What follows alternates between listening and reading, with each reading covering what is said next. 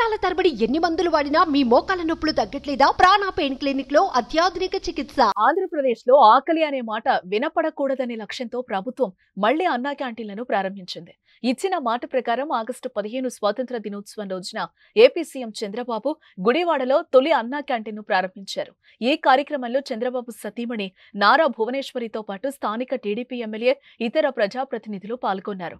ఈ సందర్భంగా చంద్రబాబు దంపతులు పలువురికి స్వయంగా వడ్డించారు. తర్వాత అన్నా క్యాంటీన్లో భోజనం చేశారు చంద్రబాబు దంపతులు.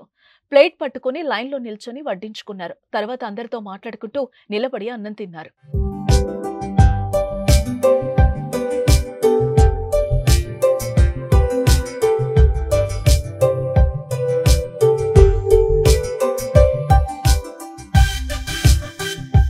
రాష్ట్రంలో పేదలకు అతి తక్కువ ఖర్చుకే 3 పూటల అన్నం పెట్టాలన్న సంకల్పంతో ఒకేసారి 100 అన్నా క్యాంటీన్లను ప్రారంభించబోతోంది కూటమి ప్రభుత్వం.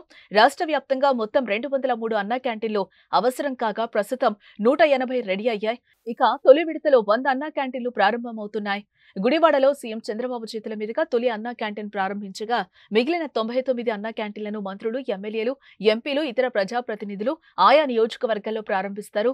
సెప్టెంబర్ 5వ తేదీన మరో 99 క్యాంటీన్లను రాష్ట్ర వ్యాప్తంగా స్టార్ట్ చేసేందుకు ఎన్డీఏ కూటమి ప్రభుత్వం రంగం సిద్ధం చేసింది.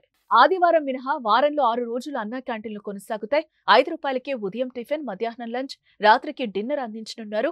టిఫిన్ ఉదయం 7:30 నుంచి 10 మధ్య అందుబాటులో ఉండగా మధ్యాహ్నం లంచ్ 12:30 నుంచి 3 మధ్యలో ఉంటుందని పేర్కొన్నారు. రాత్రి భోజనం 7:30 నుంచి 9 మధ్య అందించనున్నారు. అన్నా క్యాంటీన్లో అందుబాటులోకి రావడంతో ప్రతి పేదవాడు అతి తక్కువకే కడుపు నిండా తినే అవకాశం దక్కింది.